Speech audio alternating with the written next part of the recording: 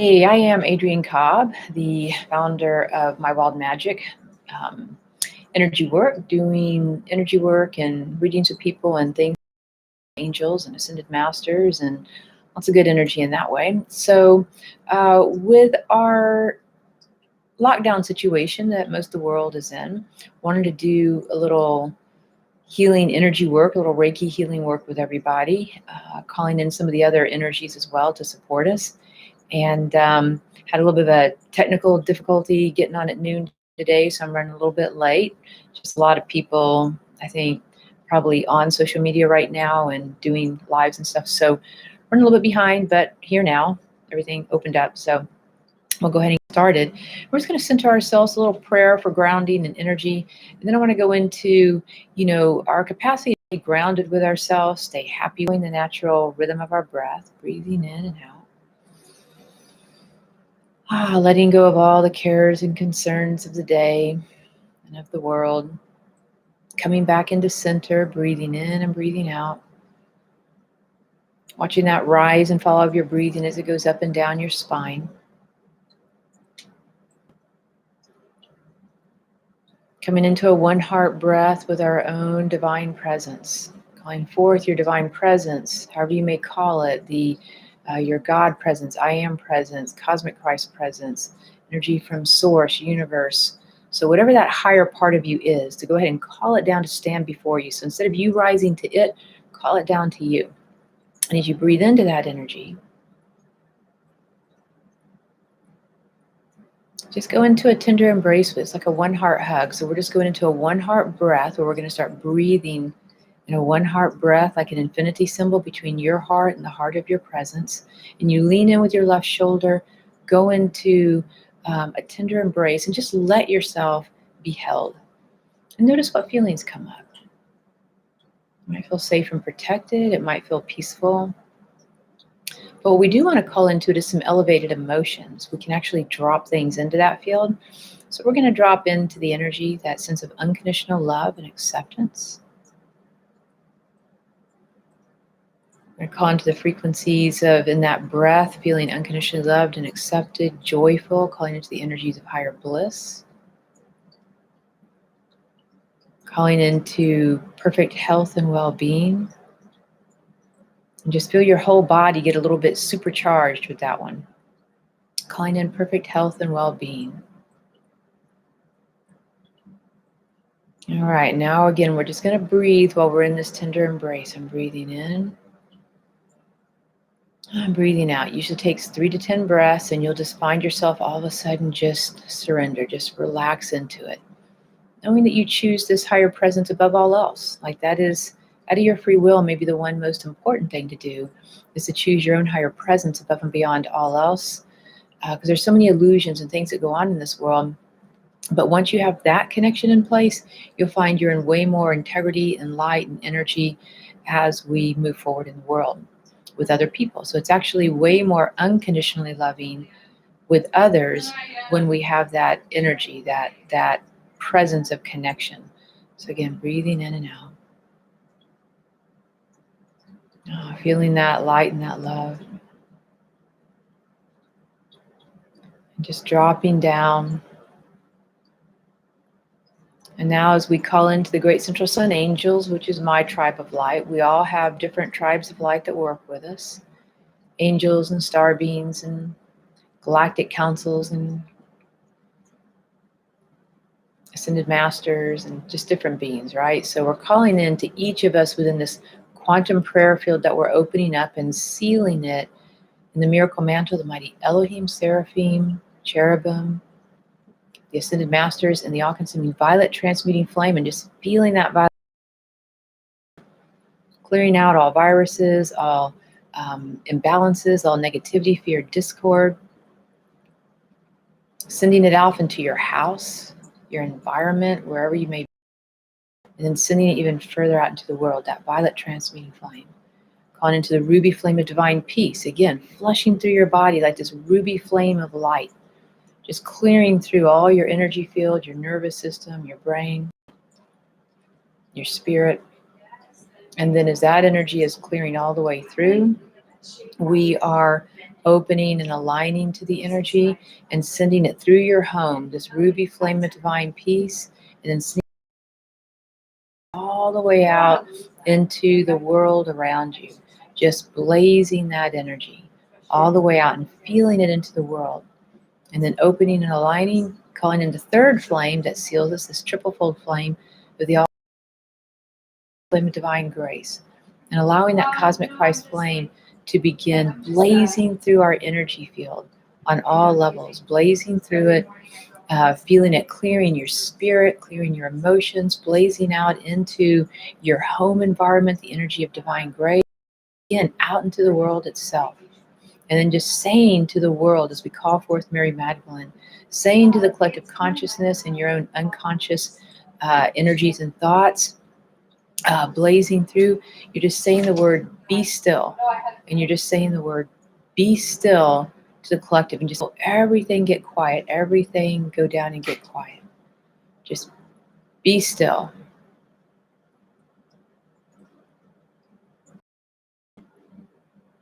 Just breathing in and out. And then say to the collective consciousness, choose love over fear. Just finding that place inside each of us to find the love over the fear. It's not that fear doesn't have a place, but we don't want the fear to run us. And in the collective consciousness, it's sometimes just like, just too much fear, right? So we're just clearing that space. Now we're going to open a portal above our head, going into the temple of the great central sun, just allowing ourselves to begin rising up, our higher self, our soul, literally soul traveling, as we enter into this portal with the great central sun angels, singing, toning, chanting the sacred names of our own source energy. As we travel higher and higher up into temple of the great central sun, being greeted there by the spiritual hierarchy, by Mary Magdalene, all the angels, beloved ascended masters, galactic councils, just feeling their immense compassion, love, wisdom, power just being imbued towards us, imbuing us with that resonance. As we're being invited into an amphitheater style room,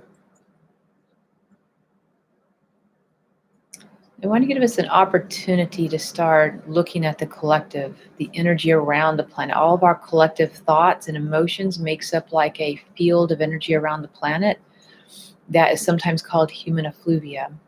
And when we're transmuting our feelings, right, that field of light, like if I'm connected, you're connected, and we're all connected, then we're emanating this light from us that is extraordinarily loving and kind and generous and connected and in divine right alignment, right? But when we're not connected and we're, caught up in childhood issues and projections and survivalism and guilt and shame and anger and resentments and fears of all different kinds of natures, and we're pulling in lineage patterns and all that wasn't resolved there, there's just a lot of entanglement that goes on in that collective energy field. And so for people who are empathic, high empaths, have special traits, who are intuitive, psychic, plugged in by nature, if you're coming in from that energy of being those energies, you're looking at your nature being more of an indigo child, a rainbow child, the crystal child, the diamond child, the gold child. And so there's through our ages, right, we carry people who have special traits will sometimes fall into one of these categories in their generational energy of names that maybe have been given to these souls who have come in from different angelic realms, star systems, sometimes even other universes, to come here and be in form. And so each of these different generational beings that are, have their own higher evolution, have gifts to bring the planet. And so we're calling forth an activation, an activation that if you are one of these beings, to really awaken that. And then also if you are maybe already awakened, we're just wanting to ignite your vision and some of your deeper gifts. And whether you're that or not, we're calling forth your soul, your higher self, to ignite these gifts. And just feeling your own unique soul gifts, however they show up.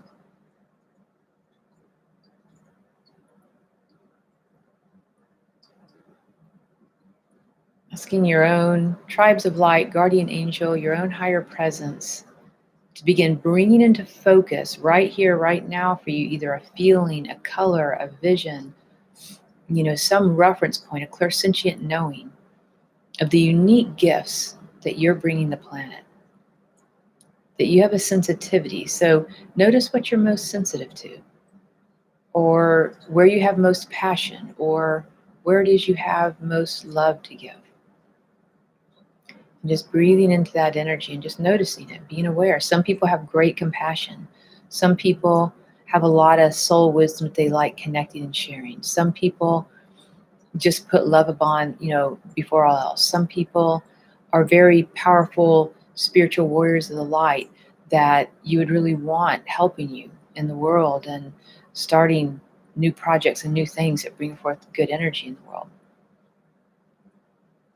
So just notice what your gifts are. And to help you do this, we're going to look at your sacred archetype.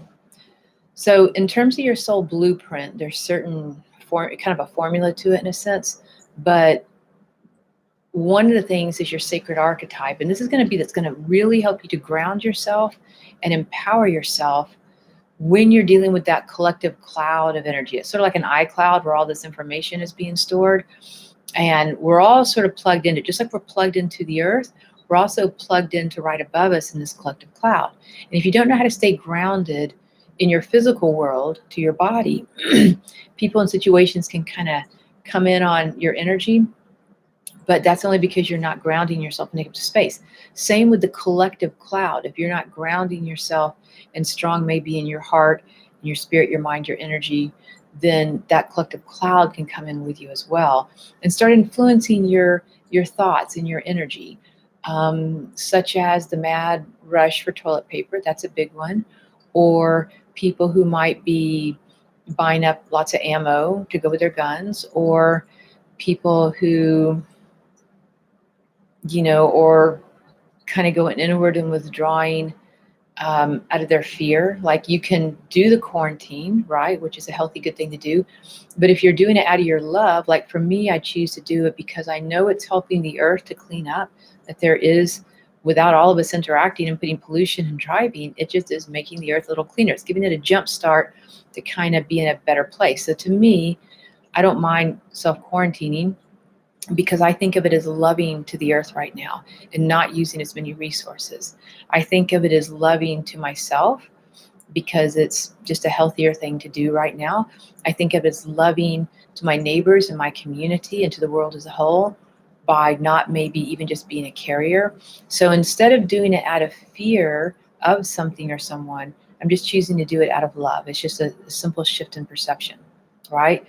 But in the collective, which the media has great influence on, and the stock market has great influence on, these are big units of energy in the collective cloud, then it will have an influence on you. So, there are times when I feel more influence from it than others, but when I'm really centered in myself, that, collective cloud, I can keep it in perspective and hold my own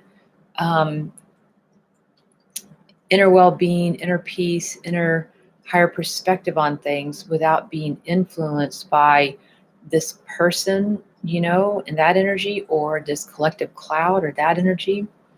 And it's helpful because the more grounded we are in ourselves, the more we're really able to go forward with our soul blueprint, with our greatest gift of love, with our dharma and our life service in a way that is super fulfilling for yourself and really loving and abundant, but also in alignment for those around you that you will also be of service with.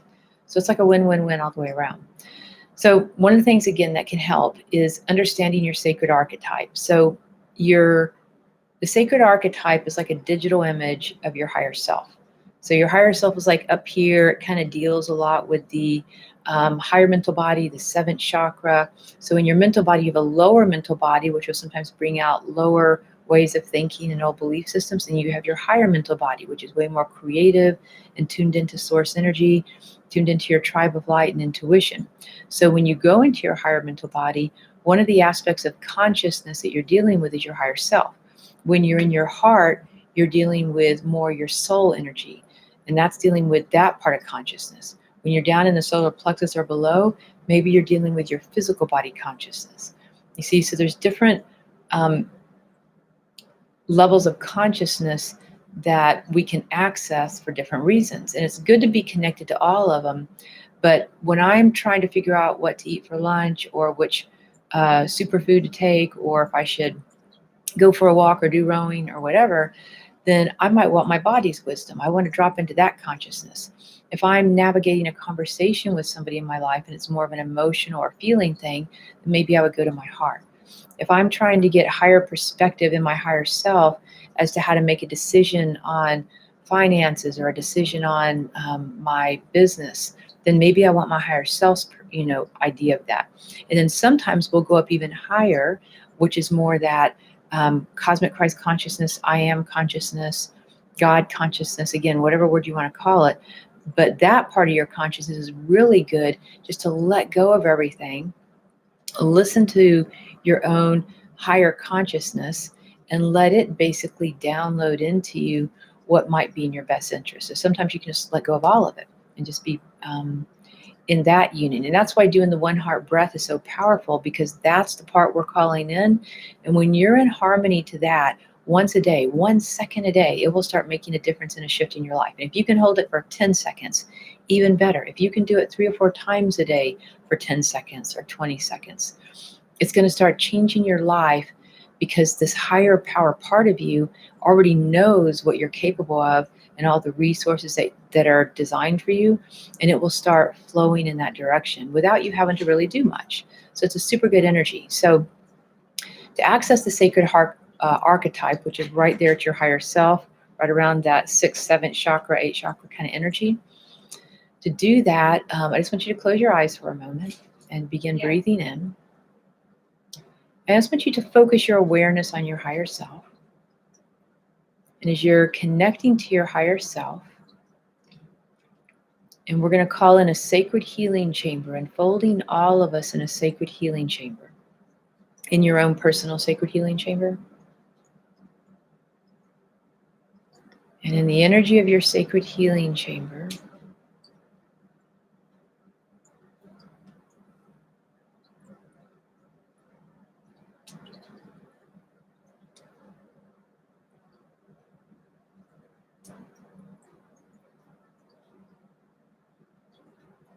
I just want you to begin noticing yourself on the inner levels. What is your etheric garment? Basically, what is the clothing of your higher self? What is the etheric energy of your higher self? Maybe you notice a color or a light, but the more specific you can get, the better. So oftentimes with the higher self, it does have a particular, clothing to it, design. Notice the colors that you're wearing and the flow of what kind of a garment you might be wearing, your etheric garment. And if it's just light in color, that's perfectly fine too. And just starting at your feet and just really kind of etherically looking all the way up. Notice if you're wearing a crown, any kind of headdress, any kind of hat, anything around your head. It could be, like I said, like a halo or a hat or a crown or some kind of other headdress that might be sacred to you.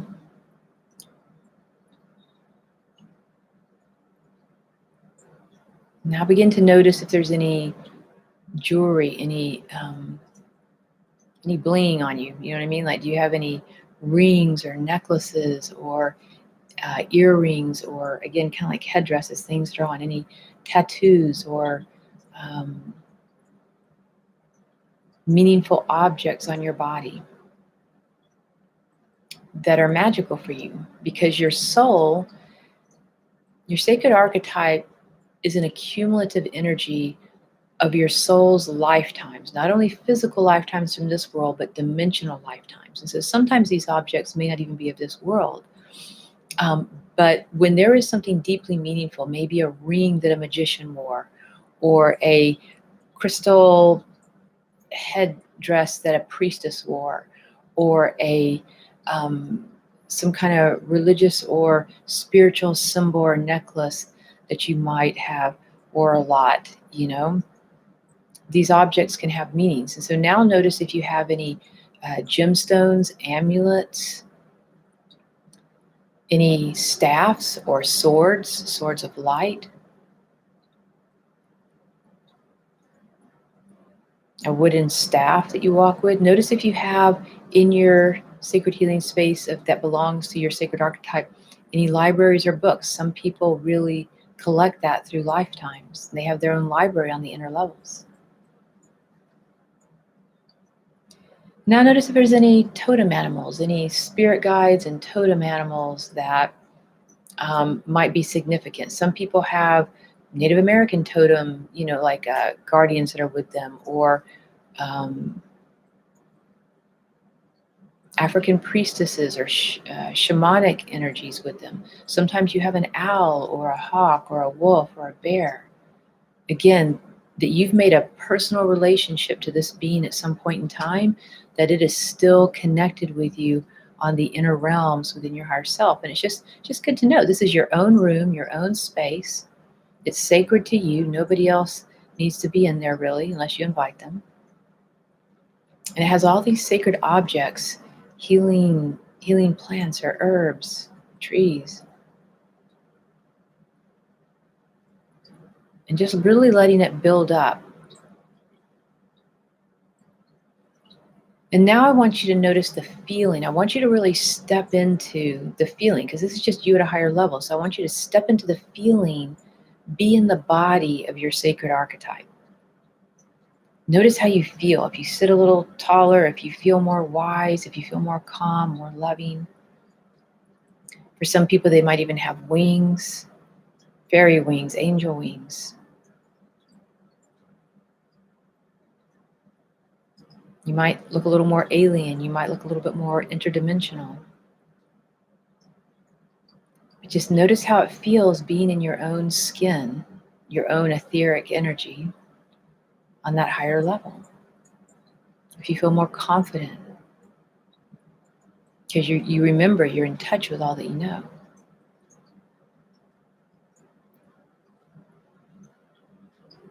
Okay, now I want to do an experiment. So now I want you to come back into your own body, right? Let go of that one for a moment. And I want you to imagine if there was a room full of people maybe that you admire. And I want you to imagine walking into that room as your inner child. Or being in your life now and noticing the world around you and just being in your life as you are right now, because that's probably triggering a lot of inner child stuff too. Okay, and just notice how you feel, because whether you walk into a room you love, you probably will feel loved, and that's good, but you still might feel kind of like you're admiring these people up above you, or you're admiring their skills and talents. If you're sitting in your life as it is now, you might feel a little overwhelmed or maybe a little bit inadequate to everything that's happening. Okay, now I want you to go back into that sacred archetype self and embody it. Really breathe yourself into embody it. Now I want you to imagine from your sacred archetype walking into that same room of people that you admire. And notice what's different. Notice if you feel more on even playing ground with them. If you feel more a peer instead of like a child. Now, for most of us, when we walk through the world, we're very engaged with our inner child. Most of us are actually walking around more from kind of an inner child. We've got our unconscious very activated.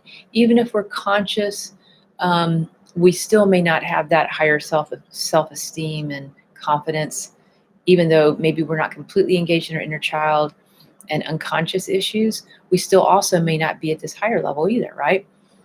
So wherever you're at in that spectrum is fine, but just notice the difference. And now, if you're your sacred archetype, I want you to imagine being your sacred archetype right here in your life.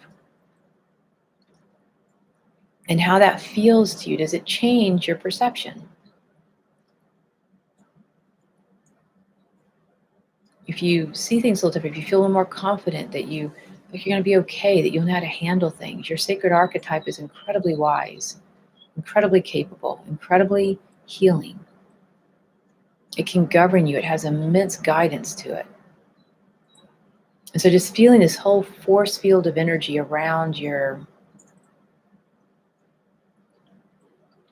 coming in from your sacred archetype, and if it changes the inner authority, the seniority, the spiritual maturity, the inner authority of yourself when you are your sacred archetype. And so throughout the day, I just want you to notice, because at some point you'll probably slip back into your personality, your ego, your inner child, your unconscious, some aspect of that. Again, our consciousness sort of drifts in and out of different things. The positive is that you could be in your body consciousness, your soul consciousness, your higher self, or your divine presence, right? Unconsciously into the ego, the personality, the inner child, the deep unconscious, and denialism. You see, so there's different levels of consciousness, and it'd be better if we just started choosing from an unconditional point of view.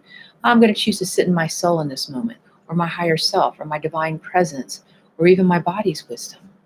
Those will feel much more whole for you, right? But then you want to add into it, I'm calling in my sacred archetype to help me make a decision. I'm calling in my sacred archetype to help me govern my best and highest health and well-being, or my finances, or this relationship. And your sacred archetype, man, it gets it. It knows how to handle things, and it will help you a lot. So now, if you are your sacred archetype and you're sitting in this much stronger, confident, knowing that you are valued, knowing that you are respected, knowing that you are in this inner authority of yourself, you can feel your whole energy field, your whole aura just sort of build out and get really solid. Now imagine the collective cloud energy. When when we're plugged into it, when you're plugged into the collective cloud, notice what it feels like from your sacred archetype. If it feels different, because when we're empathic and not connected to our higher self, it's like the collective consciousness or the collective cloud comes in on us and has all this influence. It may not be in our best interest. But when you're in your sacred archetype or your divine presence, and you imagine that, it's like it creates this space in the collective cloud, but also that you're the commanding presence of it. It's not the commanding presence of you. So you can start to command your world. And so let's say if we're tuning into our body for a moment and just scanning your energy field, as we're calling into the energy of the Usui Reiki, the Karuna Reiki, the Reiki energy, bringing forth healing energy to our body. And just noticing this parameter of energy around your body, your auric field, your light body, this sacred archetype. And you're just, we want to say, let's say to the virus, that's one of the reasons we're doing this call, is that the virus has, because you don't want to be in resistance, right? So you can say to the virus, I honor that the COVID-19 has 100% to exist in this world, just not in my energy space, not in my auric field. You have 100% permission to exist, but you can't come into my space because it's just not the experience you want. And, if there's some part of you that's going to benefit from that experience, again, that's all right too. But you need to realize that you are the commanding presence, and moving it from the victim consciousness and conditional consciousness, which a lot of the media does, into unconditional consciousness. And one way to hold unconditional consciousness right now that we're looking at is being connected to your sacred archetype self. And this is going to help a lot with your identity in the world. So one thing I've also noticed recently is that it seems as though there's some reports out there that men get it twice as often as women, right? But I'm also hearing from a lot of my clients that for the women that I'm talking to, they're a little bit disturbed because the male figures in their life, whether it be partners or fathers or male energy, are going out into the world a lot still. And they don't understand why. They're really self-quarantining. They're being pretty good themselves. But then when that male energy maybe in their household is going out, it actually opens up to bring that virus back in on them, right?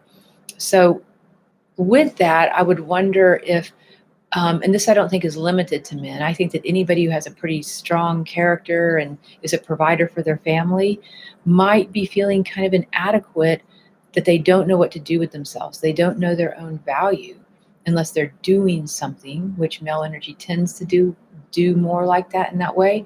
And again, that doesn't take away from women or other different, people in whatever uh, way you identify yourself. It doesn't take away from that. So I think it's more of a character thing where you are, you know, I don't think it really matters whether you are identifying as, she, her, he, him, they, us energy, that if you have a more, you feel the responsibility of your family, you feel that your value is tied up in what you go do in the world, then what happens is that there will be this energy of wanting to go out and maybe not being as conscious that it may not be in your best interest or even really that helpful or healing to others. So I'd recommend, if that is part of your character trait, that you're used to providing for your family, you're used to going out in the world, you don't want somebody to tell you what to do, and there's a lack of freedom. Or you also see this maybe with younger people too, that they may not be feeling like they get it, which they do actually, um, that it's a matter of looking at your sacred archetype. So let's just re-identify our value system. So again, no matter how you personally identify yourself,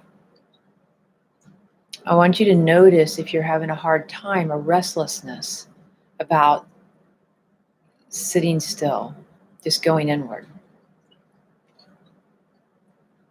and just being in this self-quarantining energy for a little bit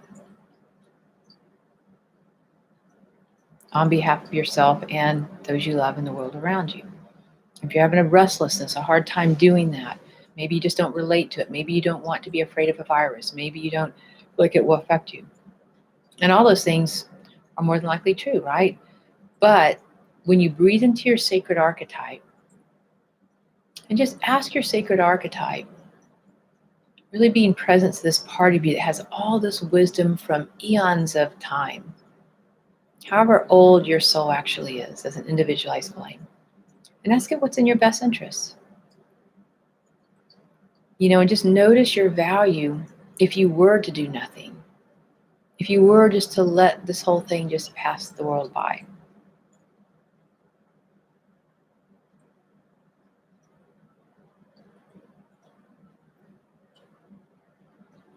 So from your sacred archetype self, you don't want to feel the victim to something or controlled by a virus. That's true. But you also, maybe there's another purpose for it that is also helpful. And so if you are reacting to going out into the world out of fear of the virus, so you're just going to push up against it, fear of doing self-quarantining, it's still coming from fear. Whatever you choose to do, just choose to do it out of love. And, I think that's going to make a big difference in how you navigate and how your health works for you. So from the sacred archetype, just noticing, again, what feels most unconditionally loving for me. And noticing the truth of your own sacred archetype. Away from all other opinions and media outlets and people. And just really committing to do what's in your highest, best good, your right alignment.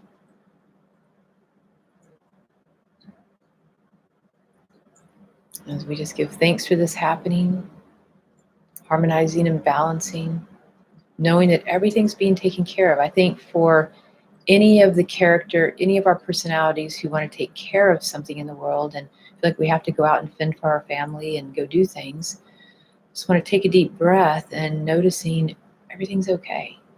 Everything's going to work itself out. I know it might seem kind of scary in the moment when finances and jobs and food, everything's kind of like going into this weird space. But what if you recreated that weird space and from your sacred archetype, knowing that everything is all right, everything's going to be okay, that you do have resources for the first, for your present moment, and just ask yourself, is my life in any immediate danger? Because sometimes the mind just needs to ask that question.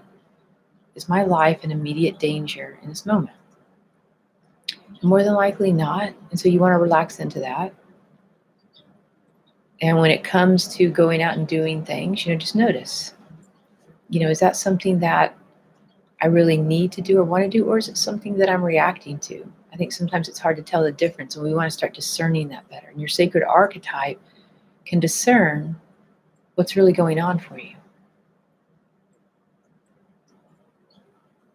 Because if you are pushing against the energy to not be afraid, that fear kind of creates a weak link, and then you may not be as invincible as you think, like trying to override your fear. It's one thing to have mind over matter, right? You're using the strength of your mind to override certain things and to have a strength, right? But if you're trying to override fears sometimes and you're not honoring it at the same time to see if there's wisdom there, I think that's where sometimes we sort of set ourselves up.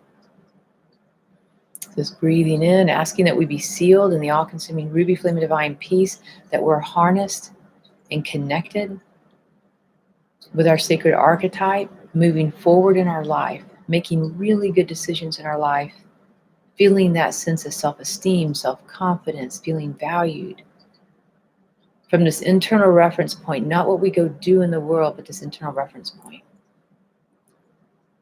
Just taking a deep breath, coming back into your body as we give thanks this is done, and so it is. So that is what we're working on today, is learning how to be grounded, in this case maybe to our sacred archetype, in the collective cloud of energy that we are all somewhat kind of plugged into, and can start regulating that a little bit better for our highest state of peace. Okay, so have a good rest of your beautiful day, and we will hopefully see you tomorrow.